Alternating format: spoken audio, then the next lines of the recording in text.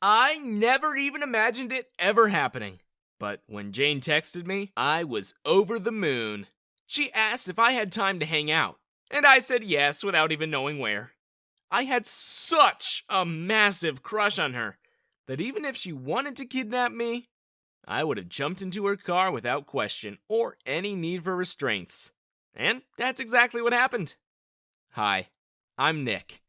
And one time, my crush trapped me in her underwater suite. But before anything else, don't forget to like, subscribe, and hit that notification bell icon so you can show your support for me. I know.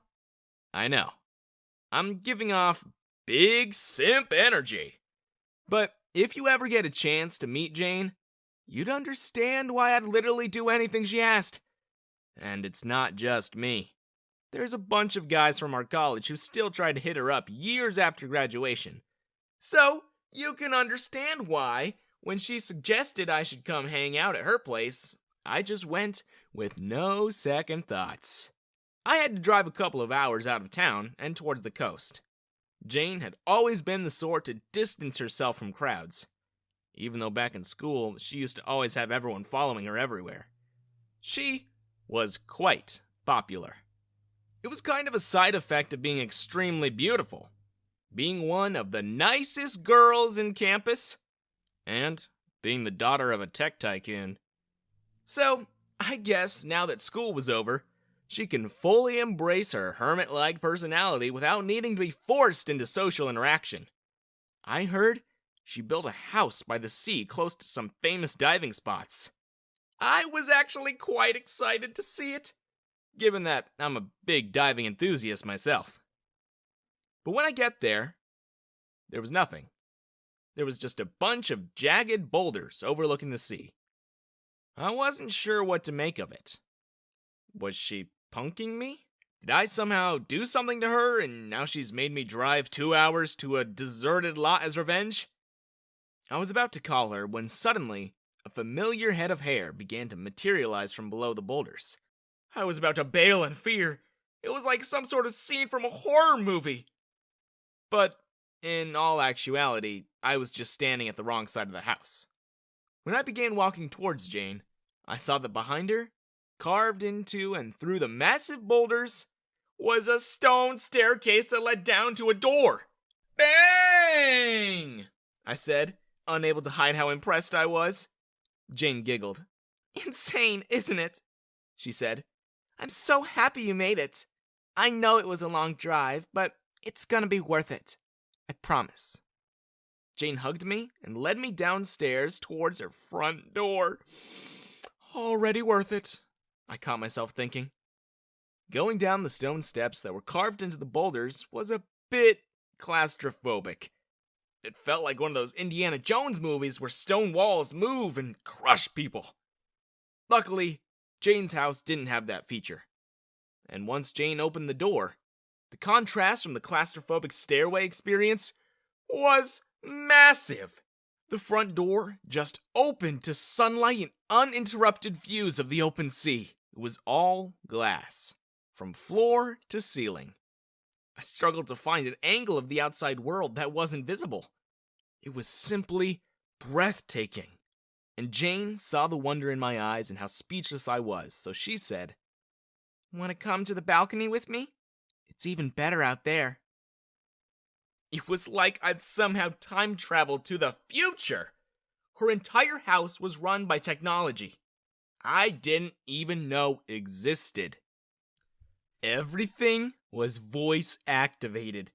The glass panels of her windows adjusted their opacity and color depending on how bright it was, or if you just wanted them clear or opaque for privacy. Her TV came up from a near invisible panel that was hidden under the floor, and you could even have a full conversation with her fridge. We walked through her living room, through the ultra-modern kitchen, and the wide open glass accordion doors to get to the balcony that was about the width of a 10-wheeler. "You could fit another house out here," I exclaimed. Jane laughed. "Such a massive house! Oh, and that view!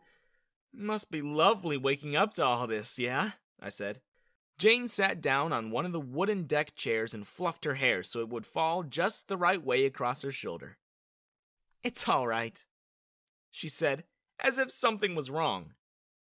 "Gets a bit lonely sometimes. Yeah, it was my idea at first, and I don't like being around those people too much. But, you know, sometimes I just need human interaction, I guess." "Well, I'm here now," I said lamely. Yeah. But Jane giggled anyway. "Smooth," she said with sarcasm. Well, I actually wanted to show you something. I heard you've been getting into diving lately, and I figured I should give you a tour of my little aquarium. You're gonna love it." I thought she was gonna say she was about to take me out to sea. But an aquarium isn't half bad. I looked down from the balcony and beyond the cliff which we were perched on. Shimmering just under the surface of the deep blue water was something I never thought I'd see in my life. I swiveled my neck towards Jane so fast I could have snapped my own neck. "Is that?" I asked, and she knew exactly what I meant. "Mm-hmm," she said. "That's what I wanted you to see. Want to come with?" "You really think you need to ask? Me? Oh, take me there, now!" I said, short of jumping up and down like an excited kid. Jane only laughed and took my hand. She led me down another longer set of stairs, and as we went, it got darker. Lights immediately went on when we passed, and behind us, they would automatically turn off again. When we got to the bottom of the stairs, my jaw dropped. It was like walking into an aquarium that surrounded me. And instead of the fish being inside, I was the one in the bowl. And I was the one looking out into their world. Wherever I looked, it was glass. It almost felt scary, putting one foot into that underwater suite, as if I expected the glass to collapse at any point. But Jane assured me it was safe. That not even a bullet could scratch it. And so, I felt a little bit less uneasy. "Did you make this?" I asked. "Well, my architect did," Jane replied, as she guided me to the far end of the room, where a bed faced an opening in the reef, and looked out into the deep abyss of the sea. "But he designed it according to my instructions. Breathtaking? No," she said, sitting on the bed and staring out into the void before her. Colors I had never seen before stared back at me. On either side of the glass house, framing the deep darkness of the ocean that stretched before Jane and I, was a reef, teeming with life. Fish of all sizes and shapes happily swam around in their homes. The sunlight that filtered down, glittering against their skin. It was hypnotic. That was when Jane suddenly asked, "Do you think you'd want to stay here?" I laughed. "Bet!" I said.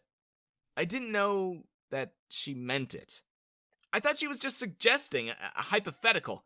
Like, "If you ever get the opportunity to live somewhere like this, would you?" type of thing. I didn't know she actually meant if I would want to stay there in that room at that very moment. Jane smiled at me, got up from the bed, and kissed me. Oh, I was stunned. "Good boy," she said simply, as she began walking towards the door. I knew I picked the right guy. The right guy? What did she mean? I was still frozen where I stood, thinking about the feeling of her lips against mine, when Jane closed the glass doors behind her, and I heard the locks click into place. It took me a second to realize what was happening, and when I finally did, I ran to her. I banged on the glass with my fists. "What are you doing? Jane? Jane, this isn't funny. Let me out. Jane? Jane? Jane, please!" But Jane simply smiled down from the top of the stairs at me.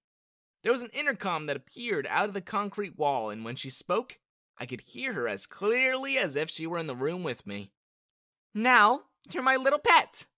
Behave, and you might get some treats," she said. I yelled myself hoarse that day. I banged my fists against the walls until they were sore and bruised. But Jane didn't reappear. When the sun went down, lights in the glass cube came up and illuminated the reef outside. The fish had all but disappeared into their houses as day turned to night. And what remained were more sinister, more threatening. There was a reef shark or two in the distance. Moray eels poked out of their little caves, and, close to the bed and burying itself in the sand, was a nasty-looking stingray. A panel in the back wall, which was made of concrete, opened up, and out slid a plate of gruel. Jane's voice boomed through the intercom. I told you to behave if you wanted treats. Only a good boy deserves treats.